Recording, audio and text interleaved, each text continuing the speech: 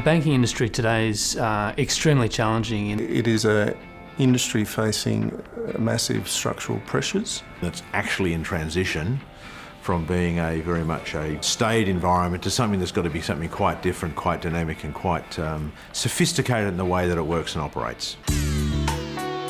The changes and challenges in the banking industry launched a season of internal scrutiny inside NAB, National Australia Bank. The result? NAB's leadership resolved that the best way to secure its future and serve its 12 million customers worldwide would be to overhaul its core banking systems. To that end, NAB began a bold season of transformation in 2007, one that has gained the attention of analysts and competitors around the world.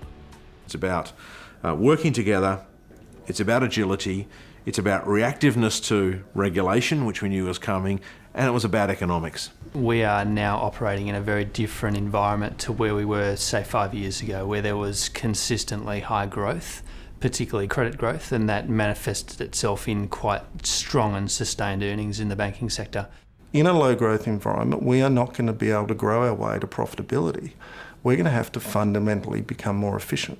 Most of NAB's inefficiencies were linked to outmoded IT, an ongoing problem for many financial institutions. We had massive issues with our legacy platforms. Most of our core banking systems were built last century. There was only so far you could continue with a patch it tactical response to that. It was getting to the stage where it was unsustainable. And so NAB set about changing its IT infrastructure, focusing first on the front-end functions, the customer service space. But soon came recognition that transformation was needed in the back of the bank to strengthen and align the true engines of the business: risk, treasury, and finance. Divisions that had been operating in silos, relying on disparate data. The traditional organisational barriers and systems barriers and information barriers existed, so there was a huge driver to start to get that better. I worked in a risk management division of our personal banking division, so literally a division within a division. There have always been these plugs in the data because we haven't known any better. We haven't had full visibility. In the new paradigm, when we share data, we share an analytic capability. There'll be no question about who's got the best data because the data will be the same. Better data across the banking divisions has sparked new business initiatives and protocols at NAB that will enable employees to gain insights previously out of reach. In the past, NAB has managed risk in quite a siloed way, risk type by risk type, business line by business line. What this transformation is doing is giving us the capability to really truly look at enterprise risk across all risks, across all business lines.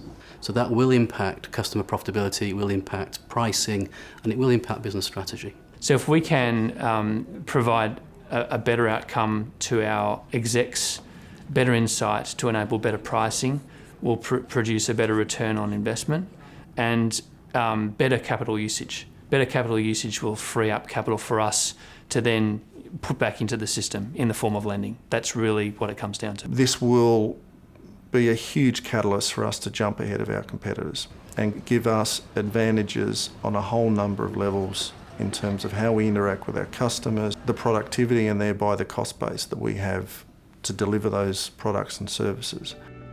NAB's journey was well underway when the global financial crisis shook world markets to the core.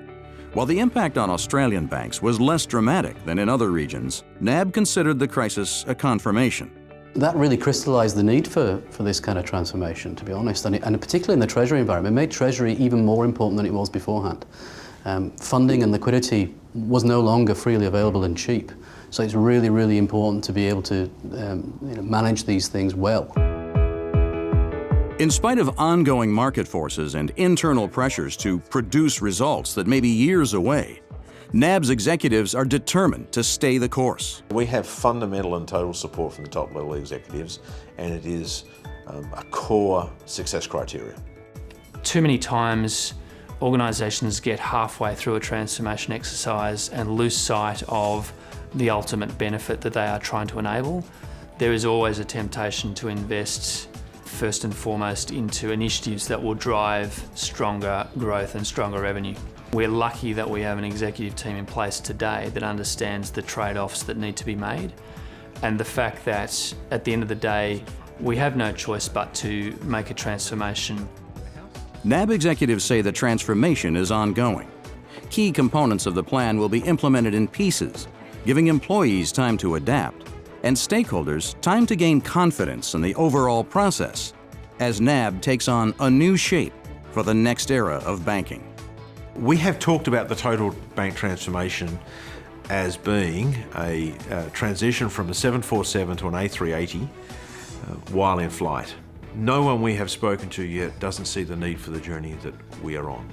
The convergence, the simplification of technology, the increase in agility, the core objectives that we're trying to do appear to be universally required across any of the financial institutions around the world. It's great to be part of something at the ground up where we are building on an agenda that not many banks in the world have embarked on. That is a very exciting thing to be part of.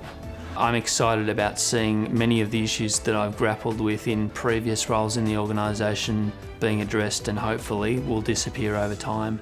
That to me is the legacy that I want to leave.